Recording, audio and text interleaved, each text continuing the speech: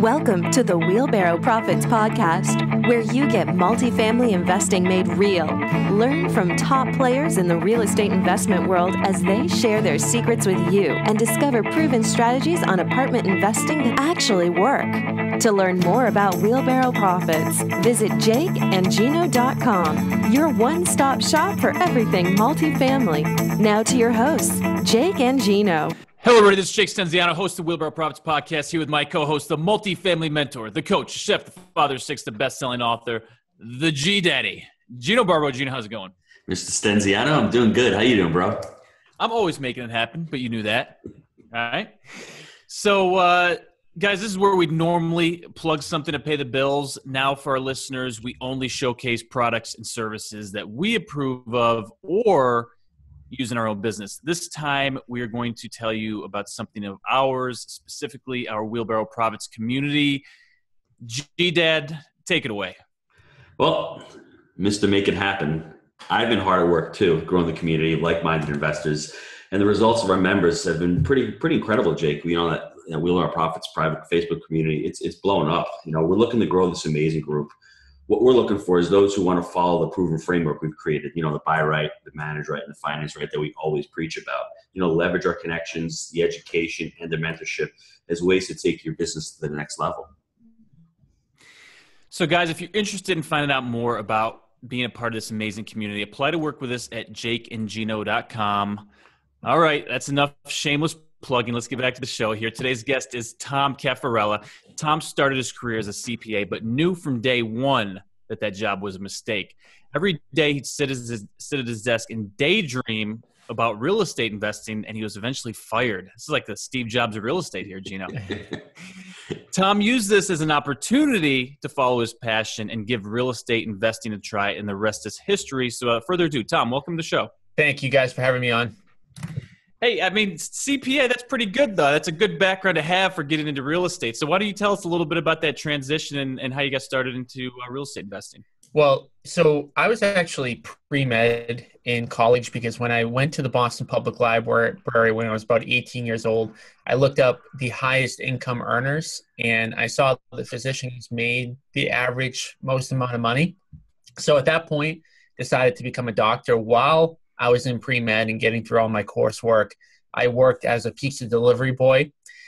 While driving around delivering pepperoni pizzas, I put into just randomly the Rich Dad Poor Dad cassette tape into my Kia Sophia and was driving around.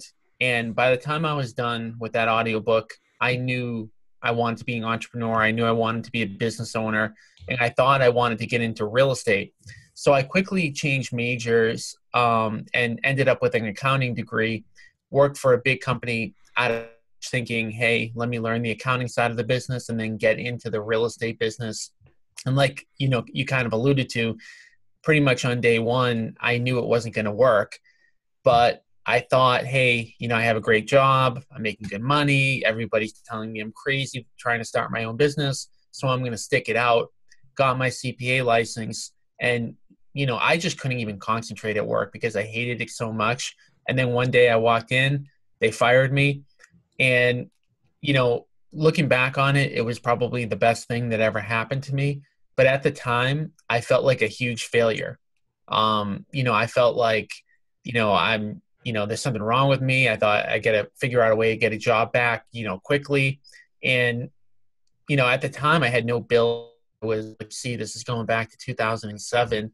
So I was 24 years old. I had no bills, but I thought it was super risky to start my own business, which is crazy. But that's what I thought at the time. Ended up launching it. And then, you know, over the course of the last 10 years, have built up what my business is today. Hey, Jake, always comes back to pizza, huh? Pizza in the restaurant. It always comes back to pizza, but he's just focused on the pepperoni. But, man, it's all good, right? Yeah. I don't know why that was the one thing that stuck with me because he said just pepperoni pizzas. But, hey. Let me ask you a question about the CPA because Jake likes this word. Was it soul-sucking to you going to that job and just sitting there and, like, looking at the walls and dealing with people and saying, "Ayo, how much? Can you help me save my taxes?" I would go through that pain for me, bro. Yeah, it was you know, I would look at the clock all day long, and that's really, it's not a good way to live. I mean, we're in a world now, 2018, but even back then when technology, you could really work from anywhere, do anything. And that type of job, you still have to be chained to a desk, 10 to 12 hours a day. I mean, it's brutal. The funny thing is that a lot of my coworkers liked it. I mean, I would go around to different people and I would say to them, this job sucks, right? And a lot of them would disagree with me. They would say it's a great job. I love coming to work. I love doing this. And that's when I knew, it wasn't going to work out for me, because it wasn't like everyone was kind of just plugging away and hating it as well. But other people really liked it. And I don't know if you guys are familiar with DISC profiling, but basically, it's a test that you can take that tells, kind of what your natural instincts are, your skills are, your personality is like. And I had a personality of an entrepreneur, I know it at the time, but they had personalities of accountants, and, we're both doing what we were, built to do. At that time, I was, fitting a square peg into a round hole type of thing.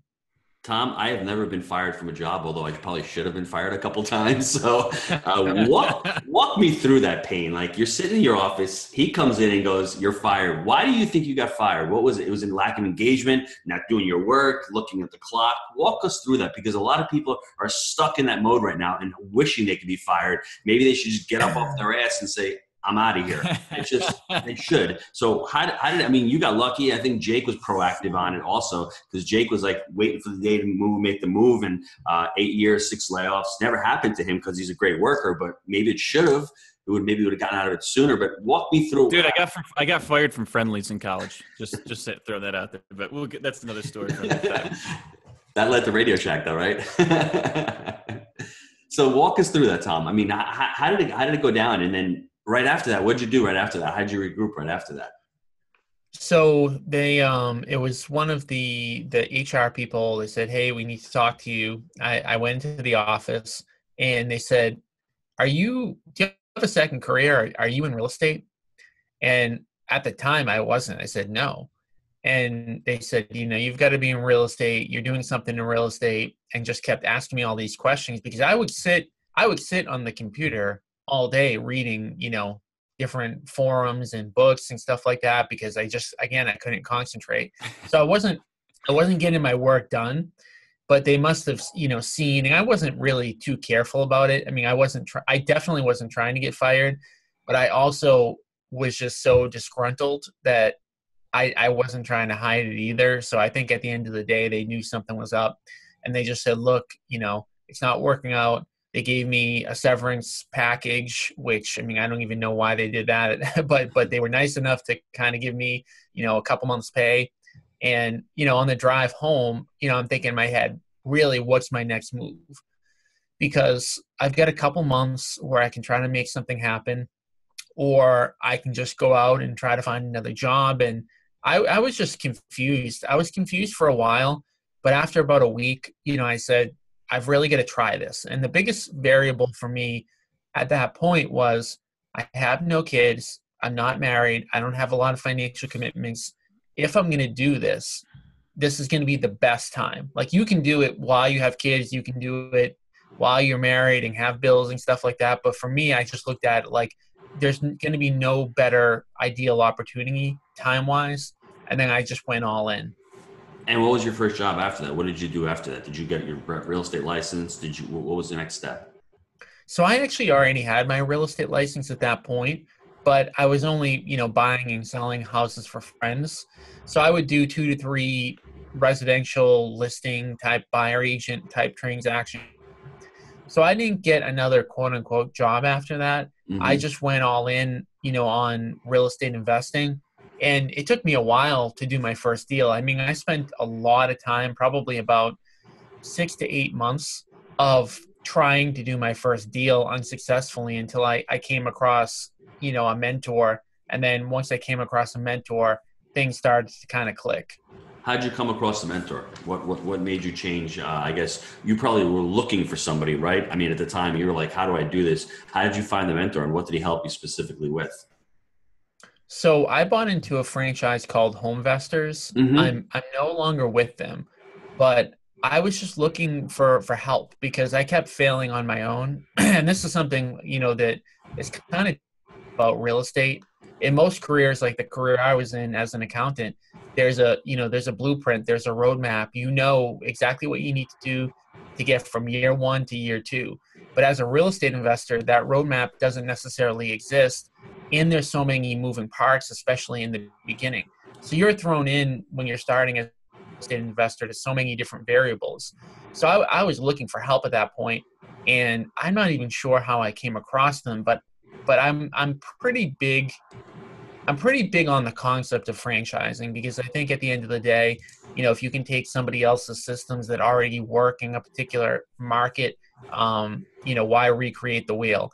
So I ended up buying into that franchise. I got a local area mentor that worked with me one-on-one and really helped propel me through my first deal.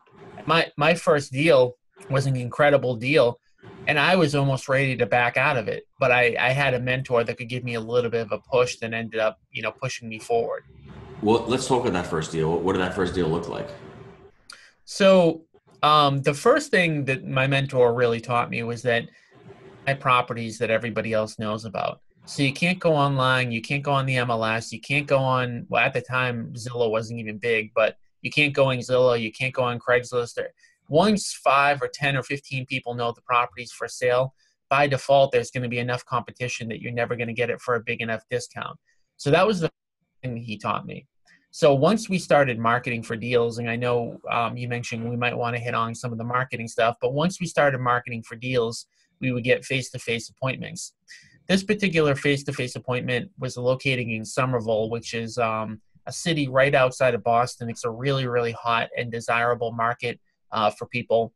And the person had lived there since they were born, and she was probably in her early 60s. She was a hoarder. It was a 2-family. She just wanted to get out. She had a specific plan that she wanted to put in place after she sold the property. My number, based on my calculations, told me I could pay $400,000. So being the nervous first-time investor that I went out there and I offered her $300,000, and she took it. So once she took the offer, I just freaked out because I didn't have $300 to buy her home in 30 days. In fact, I probably had less than $5,000 in my bank account at that time. But what my mentor did was he showed me how to make money on that deal. He said, look, I know you don't have $300,000 for this deal, but this is such a steal that somebody will be willing to just pay you for the contract. And really big one-time open house, got over 200 people into the property. Wow. And long story short, yeah, it wasn't my best deal because I've done a lot of deals over the past 10 years, but it was definitely in my top 5. And it was my first deal. So it was pretty unique. But long story short, we ended up making $115,000 profit just by assigning the contract, not even using our own money or not even rehabbing it. Wow. How did you find the deal? I mean, first of all, this sounds like a motivated seller. So you target, I guess, motivated sellers. We call them mom and pops, right? So basically that's what we like to call them, because it seems like they just want to get out. You're solving a problem for them. How did you get over the situation of the hoarder? When you see the hoarder situation on your first deal, what did that tell you? I mean, like, wow, me and Jake see that now. That's a big opportunity. But what did that tell you in the first deal? It told me nothing on the first deal because I had no idea what a motivated seller looked like or felt like or anything like that. But what I've seen over the course of doing it for the past 10 years is a hoarder is a specific type of seller that does want to sell to us. So there's about 30 different reasons why a motivated seller, there's about 30 different reasons that a seller may want to sell to an investor. And a hoarder is one of those. But at the time, I mean, I didn't know that was, one of the factors at all. And one of the big things for her, she didn't want people to be inside of her house. She didn't want people to know the property was for sale and she was private and all that good stuff. And she was willing to take less money in order to not have a for sale sign up in front of her property. So at the end of the day, I didn't know it at the time, but yeah, that was, something that was a dead giveaway just by walking into the home. So do you remember your second deal? We always remember our first deal. What was your second deal like? Because to replicate that has got to be really hard, huh? So, doing such a good first deal was both a blessing and a curse. It was a blessing because we made a lot of money, and it allowed us to put more money back into marketing. But it was a curse because I was still going out making ridiculously low offers. So anytime that I work with any new investor, I talk about making a Goldilocks offer, meaning if you offer too much for the property, you're not going to make any money, or you could potentially lose money. If you offer too low, some people say, well, just offer, really low, and if they take it, they take it. The problem with offering too low in a market like a market like we're in right now, where it's so hot, is you may go a year or 2 years without doing a deal. So to me, you want to make sure you're making the right offer so it's high enough so that the seller will accept it, but low enough so that you still have your profit margins. So I went about 6 more months and I blew through a lot of marketing money over the next 6 months before I did my second deal, because I didn't figure out the fact that if you're offering 50% of what the property's worth, you're very unlikely to get that offer accepted, because I had that feedback loop on the first one that said, hey, you can buy properties at 50% off. So my second deal ended up being one where I paid, a bigger percentage than my first deal. But then I kind of got in the groove of knowing what I could and should pay in order to be profitable. And what is your buying criteria right now? What do you look for in a property when you're trying to buy a property? So we always use the formula, and it's a very common one: 7% of the after repair value minus repairs. Mm-hmm. So if a property is worth $500,000 after repair, all fixed up, all that good stuff, you would multiply that by 70% to get to $350,000. And let's assume that there's a $50,000 repair budget on that property. You would subtract the $50,000 from the $350,000 to get to a $300,000 purchase price. Anything under $300,000 is a steal. We try to get them at around $300,000. Once in a while, if it's a market that we really love and we know it's kind of like a blue chip market, we might go a little bit over $300,000, but we try not to if at all possible. So what do you like to do with these properties? Do you like to fix them and flip them? Do you like to hold them for cash flow? What's your end goal with a lot of these deals? So in the greater Boston market, anything that's a single or a two family will flip. We did a lot of wholesaling and assigning in the beginning when we didn't have the capital. But over the past 5 years, I've raised about $10 million of private capital. So we're fairly well capitalized, and we never really have to wholesale or assign a deal. So if it's a single or a two family, we'll typically fix and flip it. If it's a 3 family plus, and that's anything from 3 units to 20 or 30 units, we'll try to buy and hold it. Although that's becoming a little bit more difficult in this market, where the rent to price ratios are kind of getting out of control. But if the rent to price ratios work, and by that I mean if we can pay 100 times what the total fair market value rents are, we'll keep it as a rental. So if the property brings in $3,000 a month, if we can pay $300,000 or less, we'll hold it as a rental as long as it's a 3 unit or more. So I'm writing down over here. How's your strategy changed over the last 5 years in this market? Because I mean, even up in the Northeast, it's gotten even crazier down where we are. So I'm sure you have to change investment strategies. What has changed for you in the last 5 years? Well, 5 years ago today, going back to about, 2013, you could still buy properties on the MLS or at auction and get good deals. It was kind of the very end of that change. So we would buy a lot of HUD homes or HUD path homes, or we would go to auctions and bid on them. All of a sudden one day, and it probably was about 5 years ago, you just couldn't do that anymore. I mean, you can do it, but you don't make any money doing it. So our strategies completely changed to getting properties off market. The other big thing that I ended up doing in the past 2 years is I've grown out a pretty, fairly big real estate brokerage. We've got about 250 agents in the brokerage. And I teach them how to prospect for deals for me. So I'll get my real estate agents on the phones, and we'll train them in order to go out there, engage sellers on the phone, get out there and make face-to-face cash offers. So that's another thing a lot in terms of my strategy.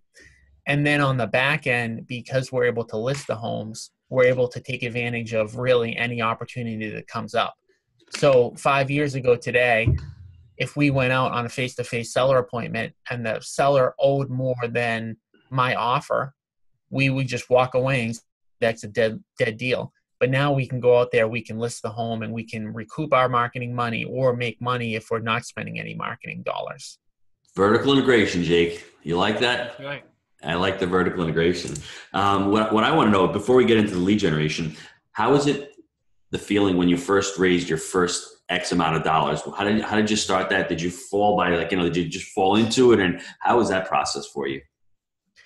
Yeah, I don't think we've really fallen into too much for the most part. I mean, I'm just being honest. Like, I think the harder you work, the luckier you get, type of thing. Mm-hmm. But really, we didn't have any enormous luck in the beginning. We've had luck, and we've had good luck and bad luck over the course of time. It all evens out. But in terms of falling into stuff, not really. What we do is for our fix and flip properties, and we don't do this on every single one, but about once a month, we'll hold kind of a RIA style, and we'll teach on a topic. So I might teach, how to find motivated sellers. What are the best form marketing strategies on finding motivated sellers? And we'll get a crowd of, 20, 30, 40, 50 people into the property that we're renovating. And I'll teach on that topic. But then at the end of teaching on that topic, I'll talk about my past program where people can earn up to 1% per month by lending to us. And so the first time, I ever got money through a mechanism like that, it was exciting because it was kind of validating something that I was trying. So, over the course of 10 years of building this business, I've had a lot more failures than successes. So the biggest thing when that did work is like, wow, this works. This is replicatable. Let me do this over and over and over again. And I've tried to raise capital in different ways. I've tried to find deals in different ways that haven't worked. And when it doesn't work, I mean, it's not a negative. It's just that, you don't do it anymore. But when it did work, I was like, wow, I can actually, I now have a funnel to raise capital from. Any other strategies you use to raise capital, or is that the best one you utilize? That was the first one that I utilized. Now I use the real estate brokerage to do it. So not only do we train all of our real estate agents to hunt down deals for us, but we also train them to raise capital for us. So real estate agents in general are with people when they're putting the most amount of money in their pocket that they're ever going to in their life, right? Mm-hmm. For most people, selling their home is their biggest asset. The day after they sell their home is typically when they have the most liquid cash available that they're ever going to have. And this is just on average. So we're in front of those people at the exact time when they get liquid capital. So we train our real estate agents in order to raise capital for us. And that has worked so well that I do a lot less of the in-person events because I don't have to do it as much anymore. So it sounds like you have a residential brokerage, but it sounds like commercial. I love the systems, Jake. I mean, you have any questions on this? Because this is great. I mean, people always say, how do I get into the business? Would you, Tom, say that this is a great way for somebody to get into the real estate business, coming to work for you, learning your systems, getting your feet wet, and you training them? Yeah, and we have, so in state, obviously, you can work for our brokerage. Out of state, we actually have a brokerage building platform, and it teaches people how to use this exact model in order to fuel your investment business. That is awesome. That's really good. Let's get back into the lead generation. How did you find that first deal? And let's talk about how you did it back then and how it's progressed and how it's changed over the last 10 years with technology and how the internet's taken everything over. So back then I was with Homevestors, and the way Homevestors works is that you pay into a monthly marketing budget, and then they allocate marketing however they see fit. And they'll put up billboards, and they'll do mailers, and they'll do, whatever they do, and then you get leads from it. You don't know where that lead came from, right? So they just assign it to you, you call it, you go out there, you try to meet, and you try to do a deal. So then I was just paying into a monthly marketing budget. Now we utilize what I call, the top four marketing strategies that work today. And marketing has changed a lot since I did my first deal. I mean, back then, I don't even know if Facebook had advertising back then. I don't think they did, but it definitely wasn't big. Google pay-per-click was kind of, I don't want to say in its infancy, but for real estate investors, it kind of was. Mailers have been around forever, and cold calling has been around forever. Those are the four that we utilize on a day-to-day basis that we spend a ton of money and time on that, work right now in this market. How much does it cost per lead for you on average to generate one of those leads? It depends on the method. So cold calling, we have two ways that we do cold calling. The first is we have our real estate agents trained. Now that's free for me. So, if my real estate agent is on the phone for 3 hours that day and they book an appointment, that costs me absolutely nothing, which is one of the beauties of building a brokerage or even building a team with your real estate license. But we also have people that are out of the country that call for us. And on average for the cold calling, roughly speaking, it'll be anywhere from $60 to $80 per lead. For somebody that's kind of like a virtual assistant that will call through a bunch of phone records for you and identify people that are selling their home. Google pay-per-click is really expensive in my market. Google pay-per-click is a bidding system. So depending upon which market you're in, the cost per lead can be dramatically different. And in some small cities around the US, I've heard of people pay as $40, $30 a lead.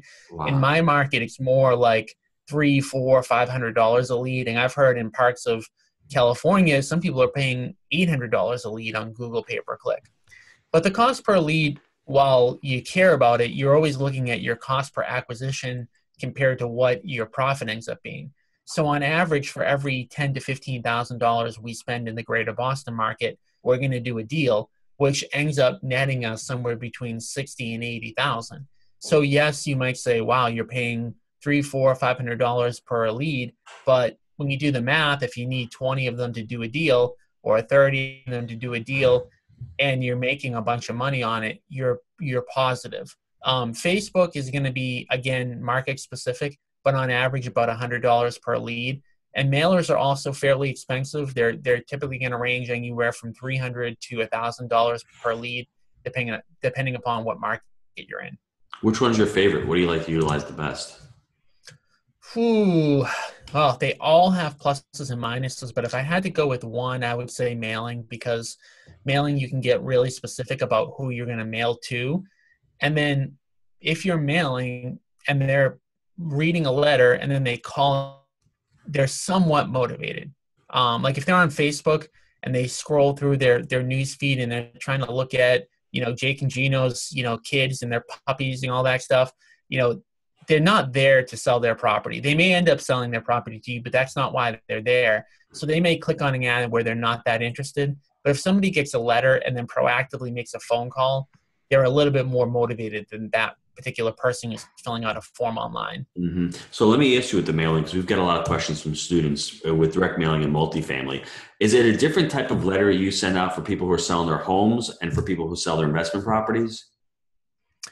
No, you could change the messaging a little bit. I don't really think it matters. I think the uses like we're looking to buy homes in the area, and I don't think that the messaging is going to make too much of a difference. Although, you can always split test. You can always kind of compare, one type of mailer or one type of marketing strategy to another and change the variables. But I don't change it up on that. Mm-hmm. Let me ask you: are you still staying in the greater Boston area, or are you trying to, locate into other different markets? So we are in different markets through the brokerage model. So the coaching and brokerage platform and all that good stuff. But in terms of fixing and flipping, we don't go outside of the greater Boston area. We will go into New Hampshire, which is pretty much greater Boston still location wise. Mm-hmm. But in terms of like managing contractors and stuff like that, my partners do all the construction. So it's easy for me to say, hey, let's go into Connecticut or New York or whatever. But for them, they actually have to go out and manage the job. So we don't do anything outside of the greater Boston area. But greater Boston is a big market. So we still do, over 100 deals a year here. And, we're very busy right now. Tom, where did you get the idea to start the brokerage firm? I guess when you first started out, all you were trying to be was an investor. You look back at it now, 10 years later, you probably started in a terrible market because the economy crashed. So everyone's like, is it a good time to start? It's never really a good time, right? You started at the peak, then it crashed. How did you envision opening the brokerage company? I did not envision it. I did it by accident. So one of the things that I've learned is that, sometimes you think you have a really good idea and then the market tells you it's a really bad idea. The market You don't make money on it. The market says this is stupid. And sometimes you don't see an opportunity, but the market keeps tapping you on the shoulder saying this is a good idea. And that's really what happened with me, with the brokerage. So when my daughter was born 5 years ago, I was doing all of the face-to-face appointments. I was running around with like a chicken with my head cut off. And she was my first kid. And I said, look, I can't be working 100 hours a week. I've got to scale this down a little bit.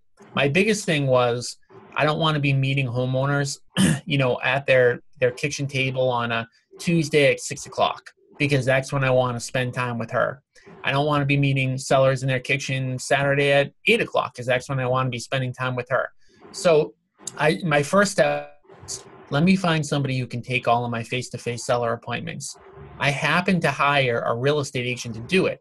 That I did not purposely do that. I just I was looking for somebody. He happened to be a real estate agent, and I had him take my appointments. So when he was in the course of taking all my appointments, he kept coming back to me saying, look, this deal, we have no chance of buying it for this, and this reason. Why don't we try to list it?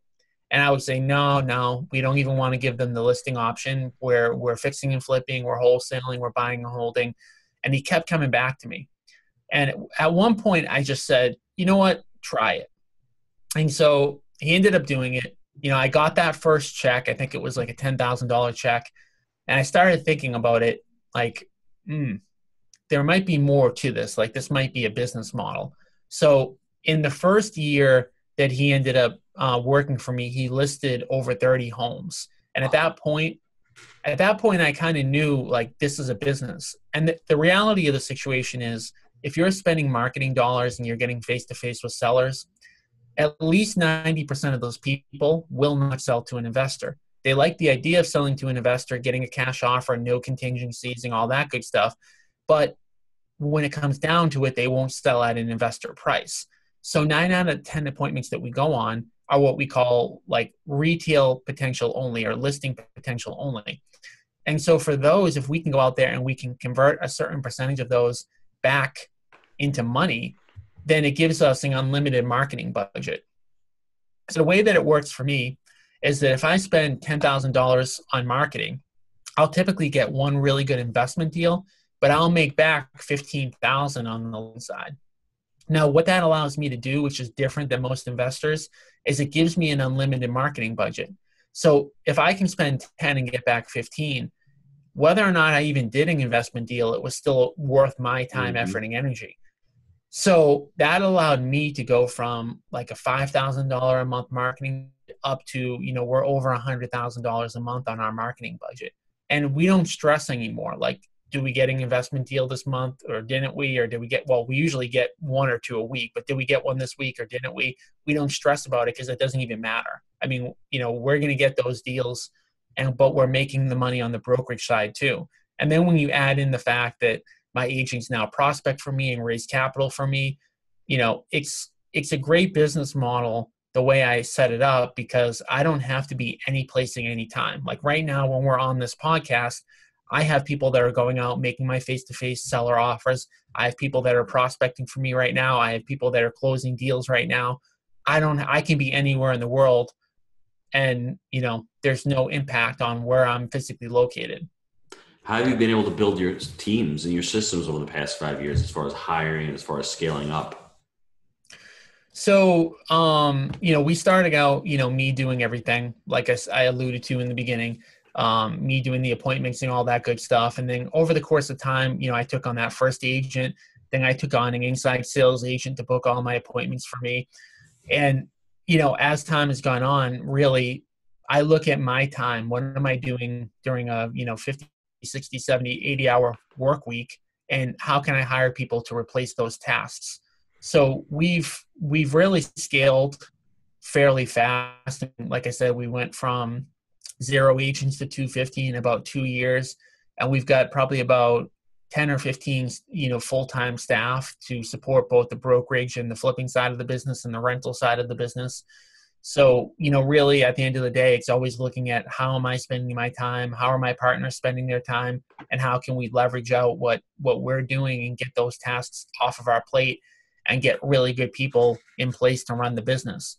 getting good people, getting good staff is not easy. I mean, it's definitely a process. It's not like you just post an ad online and then you get someone really, really good. I mean, hiring is actually one of the difficult things to do. Even if you have the money, it's difficult to do because you've got to find the right person. But when you put the right people in the right seats, your business really takes off. And I've still got a long, long way to go. I mean, I'm probably more advanced than a lot of the listeners right now, but I'm in the infancy stages myself. I mean, I'm 35. They're going to have to throw me out of here. I mean, I'm not retiring anytime soon. I love what I do. I think real estate is the best business in the world, and getting fired was the best thing that ever happened to me. That's awesome. I got two questions to piggyback off that. Sure. Let me piggyback off that real quick, Gino.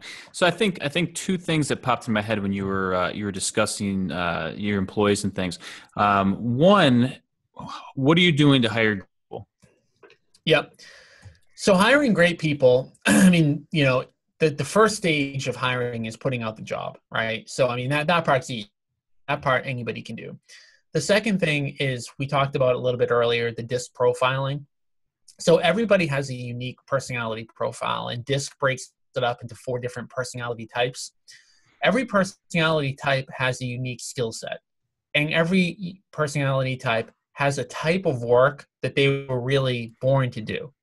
And so one of those, just to give a simple example, the I in the DISC is basically saying, how much do you like to talk to people? How much do you like to socialize? So somebody with an I likes to talk, right? They like to be around other people. Typically, they make good salespeople. Now, if you try to put somebody that has an I personality into a desk job like me, like you try to put the I, and I'm not an I, I'm a D, but you put an I into a desk job, they're just going to battle it all day long. They're going to hate it. So you've really first got to start off with, do they have the right personality profile for the job? In most cases, most applicants for jobs do not have the right personality profile, and they don't even know it themselves. I didn't know it myself when I was an accountant, that I didn't have the right personality profile. So that eliminates most people. But then from there, you've just got to hire slow and fire fast. Really got to take your time to make sure that they're the right fit for your culture, the right work ethic, the right goals. So we talk about our vision for the company, what our vision look like. And my company's changed a lot over the past 10 years. So I talk a lot about, when I'm talking to people that I'm hiring, one of the biggest assets for me is people who are adaptable, because your role on day one is probably not going to be the same role 6 months from now, a year from now. So you've got to be adaptable. You've got to believe in our vision. You've got to have the right personality traits. You've got to like the work. And, obviously you've got to fit our culture. So all of those kind of things combined, and it's never a perfect science. The other thing I want to also point out is that a lot of times when we hire people in the beginning, we'll tell them it's like a month trial, because at the end of the day, until somebody actually does a job, they don't necessarily know if they like it. And, until they're a month in, we don't even know necessarily if they're the right fit. So we'll say, hey, work for us for a month. Let's see if it makes sense for both of us. It'll kind of be a trial. And then at the end of the month, we'll come back and we'll say, does this work? And that kind of, at least if it's not the right hire, kind of gets you, out of the way there. So that's like half the equation. So we're talking about the people side of it, and you mentioned culture a lot. What are you doing to help create a great culture within your organization? Oh man, we do so much, and this is so against my own personality. I know I have to do it. It's one of those things that doesn't come natural to me at all. I'm a work person, and don't play, and don't socialize and stuff like that. I'm just I want to just grow my business. But what I found is that most people don't come to work to make the most amount of money they can. It might sound crazy to both of you, because you guys are probably pretty driven by success. No, I think it's very true, is what you're saying. Yeah, it is. It's just a fact. Most people don't come to work. If you could say, are you going to come to work and make, $70K, and you can't talk to one other person in the office, or you're going to make $40K, but you're going to love everyone that you work with. Most people are going to pick the $40K, even though it sounds crazy. So we do a lot of things. I mean, we have monthly events at the office where we all get out and we all socialize. Like we're doing paintball in a couple of weeks. We had a Christmas party. We had a kickoff party. We're going to be giving away. We're having a big sales contest for Q2 of 2018, and we're going to have 5 winners. All 5 winners are going to get 2 all-inclusive trips to Aruba, and we're going to be going with them. So the owners and the people who win the contest are going to go with them, and that just creates, again, the culture, the bonds, the relationships, and the motivation. Like, I can't tell you how many people are excited to enter into this contest. And for me, I'm like, if I were to look at it, I'd say, well, just work a little harder, use the money, and go if you want to go. But they actually want to go with us. So, again, it's something that my brain doesn't fully conceive of it. I just know that it's a fact. Yeah, it's important. Well, Tom, one thing I've noticed is the way society is going, people want to have a family relationship. They want to have a commitment. And I can see from Jake and Gino, I don't post Lamborghinis. I post pictures of the family, and I try to make it a family atmosphere, and people gravitate towards that because there's less and less of that. They want that communication, that bond with others, and they're willing to take the 40K because they don't have that at home. So when they come to work, at least get a piece of that at work. So creating a culture like that has been great for us. We really have the family atmosphere. So my wife works here, my partners, I have 2 partners. All 3 of our wives work in the business. Partner's mom works in the business. And so we actually really have a true family atmosphere here. But that wasn't necessarily purposeful on the business side. But again, like you mentioned, I mean, it is definitely a selling feature for sure. Oh, definitely. Anything else, Jake? Any other questions before you go to the short answer? No, I thought, when he was touching on that, I found it, very important because it's something that he's obviously going through right now as well as we are. And it's something that, that we work very hard on is the culture and trying to find, people with that right character and the right skills and everything to get on the team. So it's all very relevant. So I appreciate his insight on that. What about from the habit perspective, you personally, is there any habits that you do on a weekly or like a daily basis that have helped you out in your career? I mean, I go to the gym in the morning, first thing in the morning. That's a habit that I have. I don't know necessarily that it's really helped me in my career per se. I mean, I'm just trying to think about this. Any sort of particular habits. I mean, I guess my biggest habit is really analyzing what I do on a day-to-day basis just to make sure that I'm always doing the highest income producing activities. And that's something that I've always done. I've always looked and thought about my time as being very valuable. And really, I think what a lot of, newer entrepreneurs do, and sometimes experienced entrepreneurs do, is they don't put a value on their time.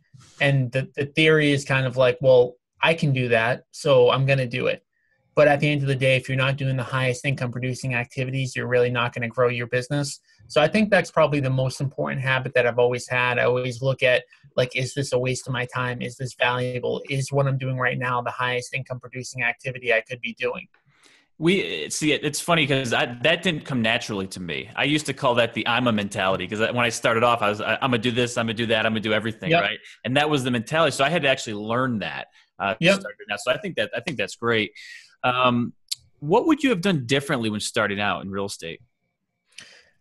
What would I have done differently? I think at the end of the day, I would have found more mentors faster. So when I first started, it's kind of interesting. I think the older that I get, the stupider I perceive myself as. When I first started, I thought I knew everything and I knew nothing. And, now 10 years into the business, I think I know I'm just scratching the surface on what I need to know. So I pay a significant amount of money to different coaches every single month to help me. And in the beginning, buying into the franchise and having one mentor was like a big step for me. I really was desperate and I knew I needed the help, so I ended up doing it. But from there, I really didn't find any other mentors for probably 3 or 4 or 5 years later. Now I'm constantly looking for mentors. I'm looking for people. Like my biggest thing now is I don't have time. So if I want to learn how to do things, like if I want to learn how to run Facebook ads, I don't want to go through tutorials on my own trying to figure out how to do it.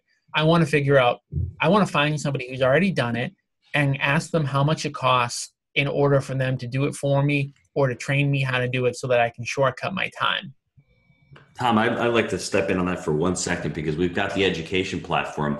And that's one of the biggest, I guess, blocks that I have with a lot of the students. When they see that there's some form of payment that has to be made, it all goes out the window for them. They seem as if I can get everything free on Bigger Pockets, or I can go online. No. Bigger Pockets and all of those places, huge mistake. Bigger Pockets, it doesn't matter whether Tom Cafarella, who's a successful investor, posts, or the guy goes on that just got their account and is talking about how to put up banding signs and how to do mailers that's never done it before. There's no filter on it. In addition to there being no filter, so most of the information that's on there isn't the right information.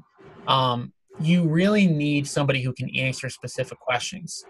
So the problem is that you run into all these different situations as a real estate investor on a day-to-day basis. And that first deal that I did is actually one specific example, a good example, where I could have followed everything that was in the book, but I didn't know at the end of the day whether or not I should put that deal together. And I needed quick answers fast in order to get that deal done.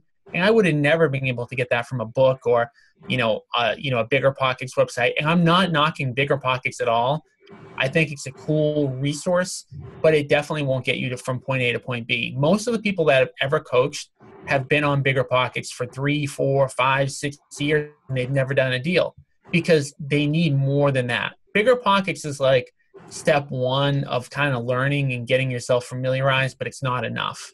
And I agree with that. And people need to value their time. I think that there's a lack of, they don't value their time in the beginning because they think they can just keep looking for the answer and they're eventually going to find it, but they're just chasing their tail. I think that's what happens there.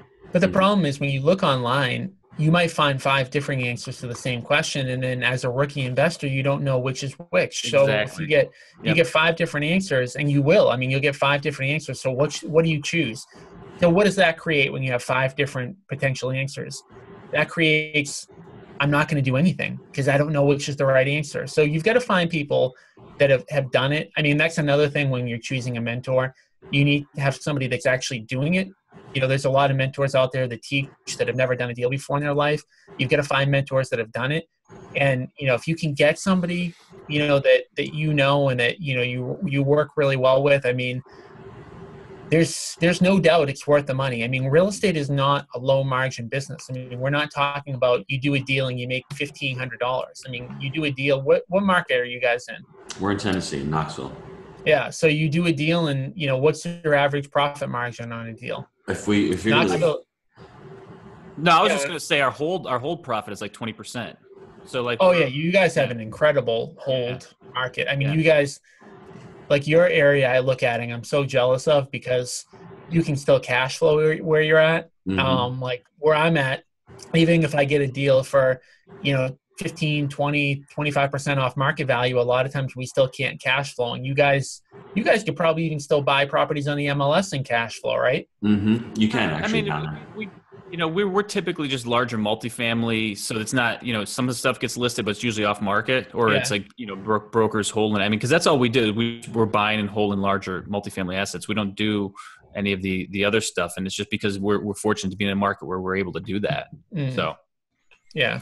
My other point was, Jake, about that whole education is it's not just the education itself, it's the community. When you get in with one of the mentors, when you get in with us, you have the community or the guys where you want to bounce ideas off and you want to sit in that space and you want to become positive, right? So I think, going with Tom and his group, going with us, that's what you're looking for. You're looking for that motivation every week to stay on top because you will come with those stumbling blocks. You come with those questions. And if you have nobody to turn to, unless you go into Google or you're going somewhere else, you're not going to find the answers and you're going to receive those stumbling blocks. So I just think that is huge. The interesting thing about the group thing that you mentioned, so the mastermind that I've created, I never ever thought in a million years, and some of my students were going to end up helping me. So it's interesting because, the people that I coach on how to build a brokerage, they're typically already successful investors or they're, intermediary investors that want to take their investment business to the next level.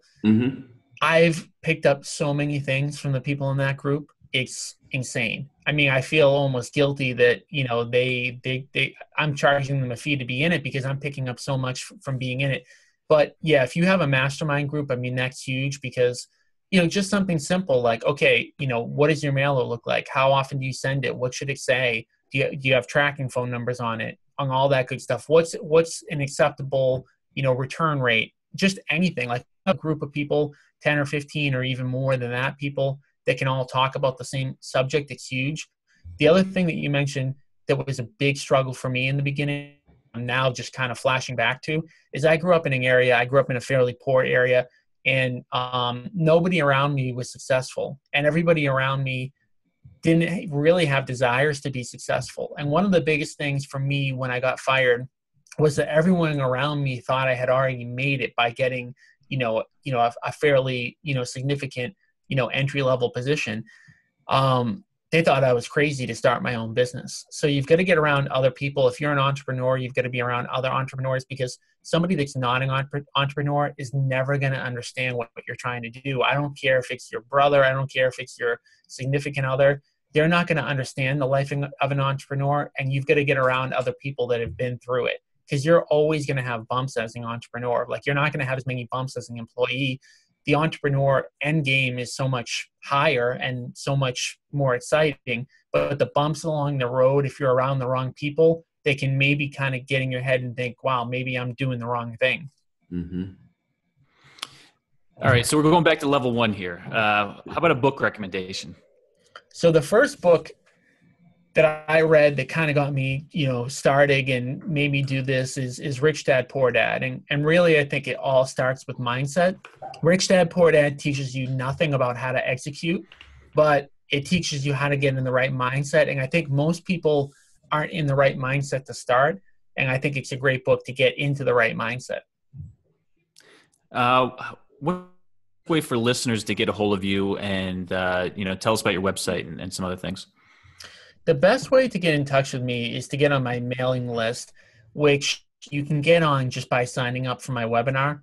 So if you go to www.buildateamthatbringsyoudeals.com, again, that's www.buildateamthatbringsyoudeals.com, you can put your email in, and you don't have to watch the webinar. If you're interested in learning how to build a team, like a brokerage style team for your real estate investing business, you can watch the webinar. But if you don't, then you automatically get on my email list, and then you're going to get emails from me. So then you'll have my contact information. So if you reply back to one of those emails, you'll actually go right to me. Nice. Gino, anything else for Tom today? How's the weather up in Boston? You guys got snow yesterday, right? Yeah. Yankees were canceled yesterday. Did you see that? No, I didn't see that. Yeah. I didn't see that. I can't complain because we had a pretty good winter. We probably had like 3 or 4 big snowstorms, which for us is actually pretty good. So I can't complain. And the weather's not good for the first week in April right now, but in 2 more weeks, we'll be kind of past the worst part of it. I grew up here, so my wife's from here. We're never leaving, but I would never start here to begin with if I had to. So I would go, somewhere where you guys are at. You guys get pretty good weather. You guys have a nice real estate market, but start in Boston. Great. Tom, thanks. I appreciate you taking the time out today to share your story. Continued success, and we'll speak soon. We trust that you enjoy the Wheelbarrow Profits podcast. Visit jakeandgino.com, your one-stop shop for everything multifamily. See you next time when Jake and Gino share more of their investing secrets with you.